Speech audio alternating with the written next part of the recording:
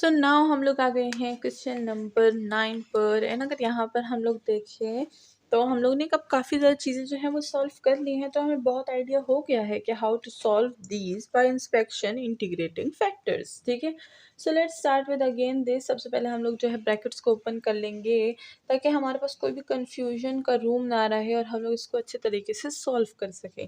सो ये हो जाएगा हमारे पास 2x² and y² with the D of x, because ये अंदर मल्टीप्लाई हो रहा है, एंड प्लस y e की power of x with D of x equal to e x with D of y plus y cube with D of y। ठीक है, सो ये हमारे पास सॉल्व हो गया है। अब अगर हम लोग देखें तो हम लोग क्या करेंगे, हम लोग बोथ साइड जो है वो y² से इसको डिवाइड कर देंगे। लेकिन ऐसा क्यों?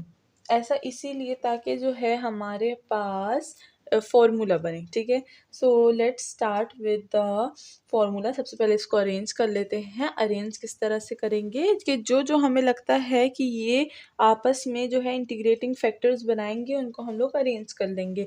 जैसे कि वाई डी ऑफ एक्स को विद ई की पावर एक्स, बिकॉज दोनों में ई है ना, और पहले भी हम लोग ऐसा अरेंज कर चुके हैं, तो इन दोनों को अरेंज कर लेंगे एंड इसको और इसको अरेंज कर लेंगे। ठीक है, तो चलिए स्टार्ट करते हैं विद द अरेंजमेंट। और ये हो जाएगा हमारे पास y e of x with D of x, इधर आएगा माइनस हो जाएगा ई की power x D of y, ये इधर ही है, प्लस 2x² y² माइनस ये इधर आ जाएगा, उधर मैंने डी ऑफ एक्स नहीं डाला, minus Y cube D of Y equal to 0।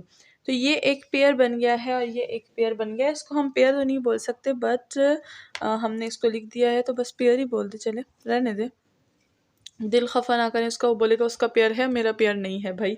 तो चलिए ये हो गया है हमारे पास पेयर। नाउ इसको हम लोग डिवाइड कर देंगे। किस चीज़ से कहा था मैंने कहा था y² से। ठीक है, तो अगर देखें y² से करेंगे तो ये भी सिंप्लीफाई हो जाएगा ना, है ना, तो ये और ये कट जाएगा, ये और ये भी कट जाएगा, तो हमारे पास सिंप्लीफिकेशन आ जाएगी with the normal integration factors. ठीक है, और यहाँ से जो है वो हमारे पास फॉर्मूला बन जाएगा। पहले भी मैं फॉर्मूला बना चुकी हूँ जिसका हमारे पास इंटीग्रेटिंग फैक्टर था डी ई की power of x divided by Y, because नीचे वाई है ऊपर दोनों में ई ऑफ एक्स है, प्लस वाई और स्क्वायर y² कैंसिल ही हो जाएगा, 2x² with D of X, and 3 है ऊपर और नीचे 2 है, तो ये हो जाएगा y with D of y equal to 0। तो बहुत ही अच्छे से हमने ये स्टेप्स कर लिए हैं ना, ऊपर चलते हैं बाकी के स्टेप्स कर लेते हैं। ठीक है, और अब अगर हम लोग देखें तो यहाँ पर हमने सब पे इंटीग्रल अप्लाई कर देना है। तो इंटीग्रेशन विद डी हमारे पास क्रॉस हो जाएगा, ई की power of x divided by Y जो है एज इट इज रह जाएगा, 2 बाहर निकलेगा, x² पे इंटीग्रल अप्लाई होगा तो 2x की power of 3 divided by 3 and minus y² divided by 2 equal to हमारे पास कांस्टेंट का जो है वो c आ जाएगा। यानी सब के इंटीग्रेशन आ गए हमारे पास, इसको हटा देते हैं। ठीक है, एंड नाउ हमने क्या करना है, तीनों की डिविजन्स को हटा देना है। तो तीनों को जो है हम लोग मल्टीप्लाई कर देंगे विद 3 2 एंड y। ठीक है, तीनों से जो है हम लोग मल्टीप्लाई कर देंगे तो ये हो जाएगा हमारे पास 6 ई की power of x plus 4 X cube है, एक्स क्यूब हो जाएगा y minus 3y cube equal to 6cy। ठीक है, इसको आप एज भी लिख सकते हैं या फिर आप सी को बोल सकते हैं कि वो है हमारे पास 6cy, हमारे पास सी के इक्वल है। It's your own choice. इसी के साथ हमारा जनरल सोल्यूशन जो है वो आ चुका है। जनरल सोल्यूशन चलिए लिख देते हैं, जर्नल। अच्छा, मैं जितना भी अच्छा लिखने की कोशिश करूँ, हाँ जल्दी जल्दी ही लिखते हैं तो वो अच्छा नहीं दिखता और वो जो है समझ भी नहीं आता। तो इसी के साथ हमारा जो है क्वेश्चन नंबर 9 जो है वो सॉल्व हो गया है। तो जल्दी से चैनल को सब्सक्राइब करते हैं अगर अभी तक आपने चैनल को सब्सक्राइब नहीं किया, बिकॉज सबको पता है कि यहाँ पर हम लोग मैथ्स का बहुत अच्छा एंड बहुत यूनिक टॉपिक्स पढ़ते हैं। एंड साथ में कमेंट सेक्शन में बताइएगा कि आप में से कौन कौन जो है वो अभी फाइनल एग्जाम्स देने वाला है या फिर मिड टर्म, क्योंकि अभी तक काफ़ी ज़्यादा स्टूडेंट्स होते हैं जिनके कॉलेजेस में भी मिड टर्म नहीं हुआ होता। जैसे कुछ स्टूडेंट्स थे जिन्होंने मुझे बताया था कि उनके दिसंबर में मिड टर्म्स हैं, तो जल्दी से मैं जो है वो क्या कराऊँ, चैप्टर नंबर 8 करवाऊँ तो उसमें भी जाएंगे, जल्दी जल्दी इसको सॉल्व करते हैं, बीच बीच में छोड़ेंगे तो फिर बाकी स्टूडेंट्स को भी जो है वो प्रॉब्लम होती है, तो इसीलिए हम लोग नंबर वाइज से सॉल्व करेंगे, ठीक है। सो चलिए चलिए जल्दी जल्दी इसको सॉल्व करते हैं, चैप्टर नंबर 7 को चलते हैं फिर 8 की तरफ। एंड इसी के साथ हमारा जो क्वेश्चन नंबर 10 है वो भी स्टार्ट हो गया है, ठीक है।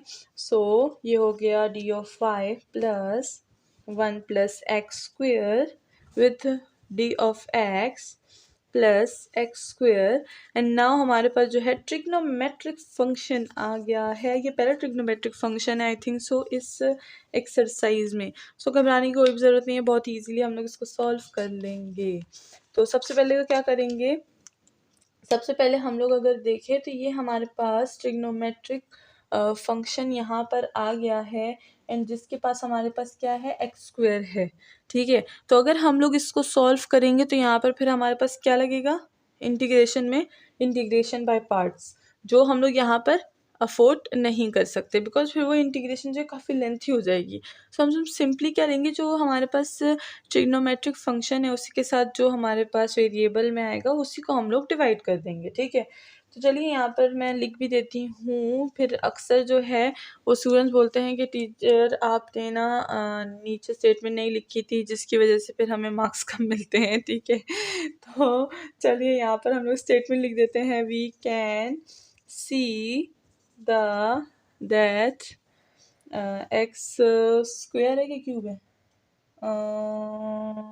एक्स क्यूब है मेरे ख्याल से, नहीं एक्स स्क्वायर है, एक्स स्क्वायर। मैं समझी मैंने यहाँ पे गलत लिखा है, अक्सर बुक में जो है वो प्रिंट जो है उसका ठीक नहीं होता, जिसकी वजह से फिर कभी कभी जो पावर होती है उसमें कंफ्यूजन हो जाती है। तो फिर मैं स्टूडेंट से कहती भी हूँ कि आप भी अपनी बुक में अगर आपके पास है तो आप उससे क्या करिए, जो पावर है उसको मैच कीजिए, और अगर सही नहीं है तो फिर मुझे कमेंट सेक्शन में बताएं, ठीक है।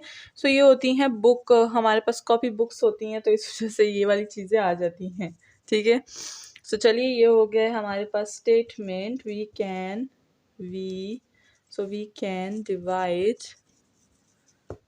Divide by x square to obtain that. अब वो नीचे लिखेंगे।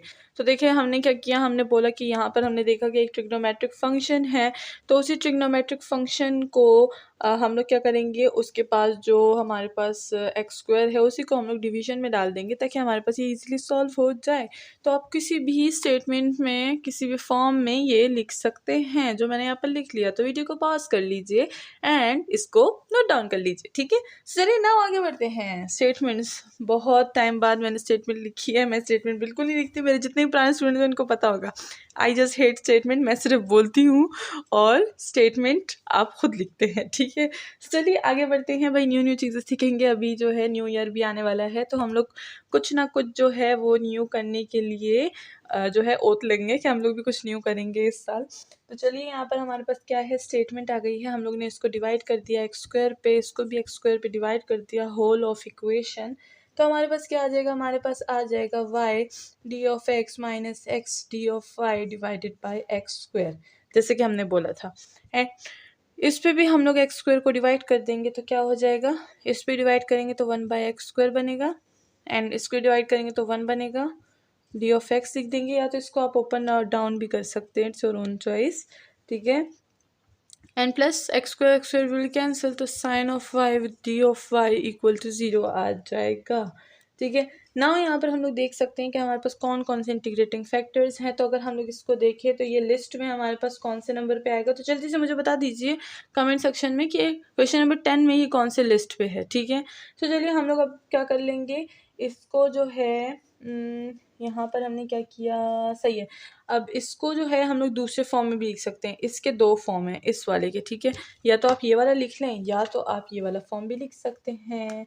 इसका फॉर्म है हमारे पास x D of y minus y D of x divided by x square.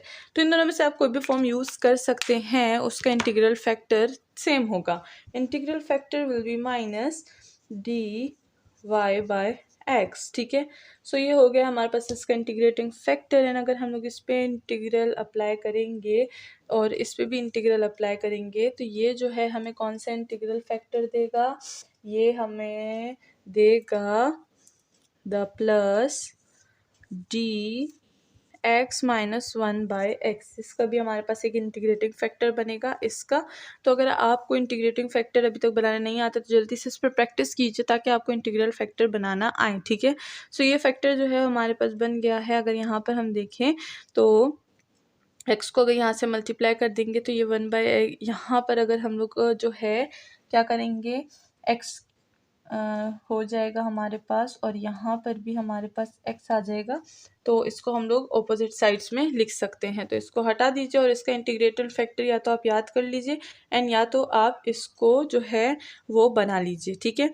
सो ये हो गया है ना। अगर हम लोग साइन को देखें तो साइन हमारे पास हमें पता है कि वो क्या देता है, वो देता है हमें माइनस कॉज ऑफ वाई, ठीक है। सो ये भी हमारे पास एक इंटीग्रल फैक्टर बन गया, इसका डेरिवेटिव फैक्टर बोल दीजिए, इंटीग्रल फैक्टर बोल दीजिए। इक्वल टू ज़ीरो पे भी हम लोग लगाएंगे तो यहाँ पर हमारे पास सी हो जाएगा। तो जगह नहीं है तो मैं लास्ट में लिख रही हूँ, ठीक है। तो चलिए ऊपर से हटा दीजिए। यहाँ पर हम लोग ने हर चीज़ पे जो है वो इंटीग्रल फैक्टर्स जो है वो अप्लाई किए हुए हैं। तो चलिए अब हम लोग क्या करेंगे, this d and d will be cancel. हमारे पास क्या आएगा, minus y by x. This d and this d will be cancel. हमारे पास क्या आ जाएगा, x minus one by x. This d and this d will be cancel. हमारे पास minus cos Y equal to c आ जाएगा, ठीक है। तो देखिए हमने किस तरह से सारों का जो है इंटीग्रल फैक्टर्स बनाए। एंड नाउ यहाँ पर क्या कर देंगे हम लोग, इसको ओपन कर लेंगे, ठीक है। तो ये हो जाएगा x plus into minus minus one by x minus cos Y equal to c. तो हम लोग क्या करेंगे, दो एक्स हैं, दो एक्सेस से इसको जो है हम लोग पूरे इक्वेशन को मल्टीप्लाई कर देंगे and then we will get the general solution जो कि है हमारे पास। अब माइनस को तो हम पहले नहीं लिखते ना, तो इसीलिए तो देखिए हम लोग क्या कर लेंगे, माइनस वाले को बाद में लिखेंगे तो इस एक्स को मैं पहले लिखूँगी। तो अगर मैं इस होल इक्वेशन से जो है मल्टीप्लाइंग कर दूँगी एक्स को तो मेरे पास क्या आ जाएगा, ये एक्स और ये कैंसिल हो जाएगा, माइनस वाई आ जाएगा प्लस एक्स और x x square minus x और एक्स दोनों कट गए, वन रह गया। ये हो जाएगा एक्स कॉज ऑफ वाई, ये हो जाएगा सी ऑफ एक्स। तो इसको हम लोग एज इट इज़ लिख सकते हैं कि हमारे पास ये हो गया, ये minus X cos Y equal to C of X. तो ये हो गया है हमारे पास हमारा जनरल सोल्यूशन। तो होप के समझ आ गई होगी। नाउ नेक्स्ट चलते हैं विद क्वेश्चन नंबर 11।